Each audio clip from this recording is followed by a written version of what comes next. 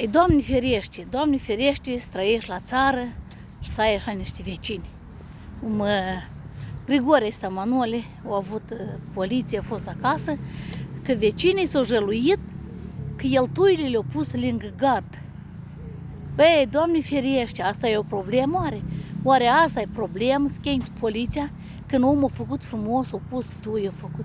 La mine, ca să înțelegeți, de la deal de mine s-au vândut casa. Au venit niște tineret. A mine s-au apucat să fărâme, fac gard. M-au întrebat. Se poate? Dar eu zic, și problemă. Și problemă. I-am dat voie să-mi tai tăți copașii și ei care bătrâni, care de când mâcă. Eu sunt bucuroasă ca ei să-mi pui și tuie, și braz, și alți copaci. Dacă omul vrea să facă gard, vrea să facă frumos, eu sunt numai pentru, înțelegi? Și cu voi, oameni buni, invidia asta ați vă ușit într-o zi, băi.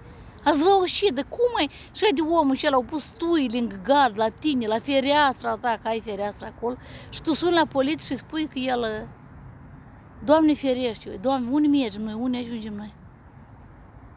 Eu dacă aș mai avea în toate părțile câte un vecin, că sunt locuri care sunt neîngrijite, eu aș da tot numai să pui și să-mi facă și să-mi și ei frumos, și lor frumos, și lui ghini și ei ghini. Spuneți, cum așa? Mai cu vecinii trebuie să te împași. Cel mai tare trebuie să te împași cu vecinii. Dacă tu nu ești acasă, Doamne ferește, o scânteie, un foc, un pojar, primul sare vecinul. Dar tu dacă ai răutate cu vecinul, apoi el asuti cum ți-i țar de casă și masă și n-asă nici un pas. Ferească Dumnezeu, și-ți mai buni, și-ți mai buni. Doamne!